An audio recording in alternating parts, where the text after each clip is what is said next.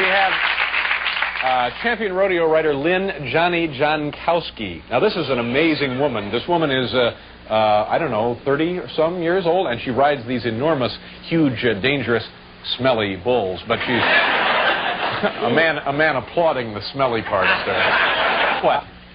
Oh, good. Here we go. Oh, what a show. This is really a good show. Lou Reed, Kathleen Turner, and the young woman who rides bulls. So come on back, folks. A few minutes. And Lynn Jankowski, a lovely woman who makes her living riding enormous bulls.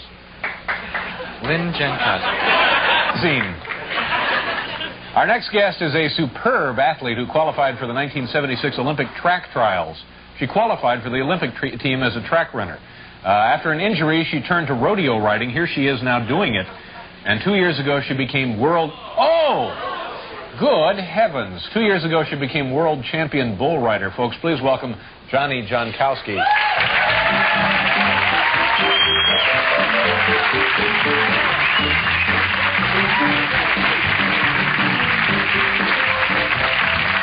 So you started out as how old were you when you decided you wanted to try out for the Olympics?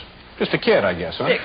6 years old, and you achieved that dream. You were making a track team. I started out as a swimmer, yeah. And then I ended up being a runner and a pentathlete, and 5 track and field events. So you were an all-round, versatile athlete at the world-class level. I think so, yeah. I wasn't good enough at any one track event at the time, so I had to kind of put them all together. Yeah. So how do you get from those events to being a woman who rides bulls?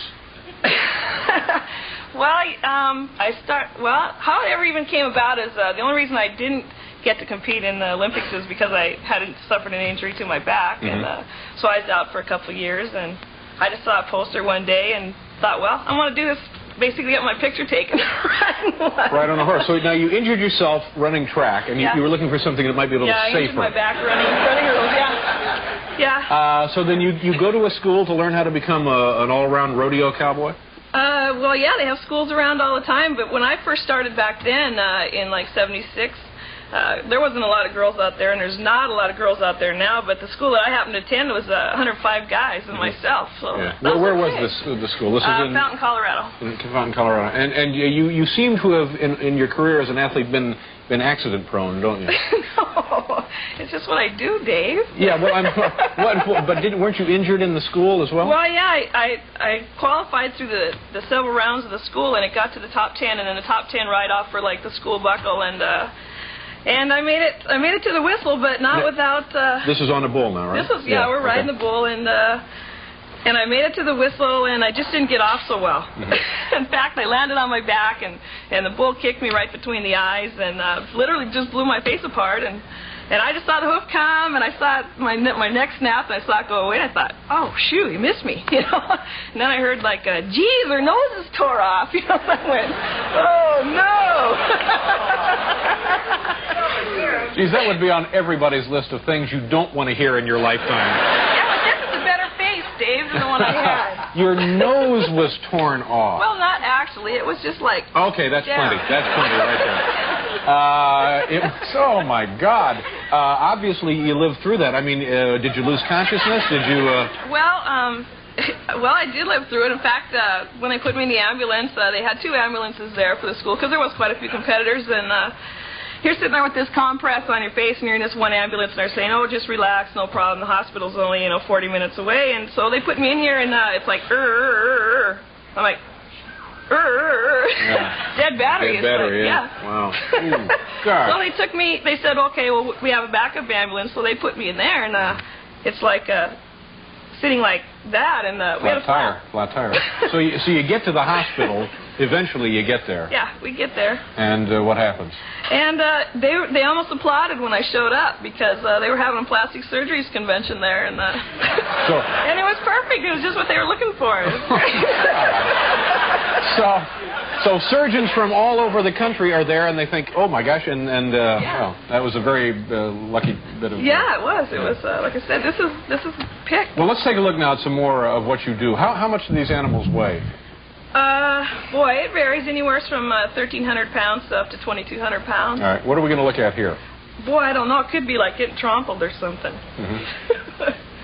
This isn't good here. This I get knocked out, which is actually better because you don't really know what happened until you wake up. God!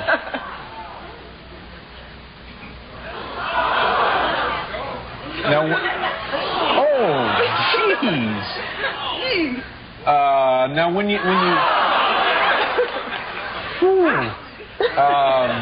now, when you see that happen, do you think to yourself, I don't think I want to do this again? Well, you know, you kind of say that. In fact, you know, when something like that happens and you finally do come to and you're in the ambulance and you're going, oh, please, God, don't let me be a quad or something, and just heal me up really fast. And then, and I mean, you're strapped to this board and the whole bit, and then you go to the hospital and find out it's not like totally major and you are going to live through it. And then pretty soon, 2 or 3 days, I'm feeling better, and I go, boy, God, you wouldn't have healed me up this fast if you didn't want me to go out and do it again. So See, that's not how I look at it. I think about maybe opening a candle shop, you know. But you now, when you rode for the World Championship, you were injured as well. You were on crutches when they put you on the bull, right? Yeah, the very first round that I went in, I needed to ride one qualified ride to solidify the world title, and I was stepped on early in the first round, and and I was just like, whoa, I can't believe happening again. And the doctor told you better not do this, or you could. Oh, I had what they call a compartment syndrome in your leg, and it's it's dramatic, but it got pretty big and severe. How much longer are you going to keep doing this? Well, I don't think it's going to be premeditated. I think I'm just wake up one day and say, you've had enough. This is it. Yeah. Pleasure to meet you. Thank you very much for being here. Johnny John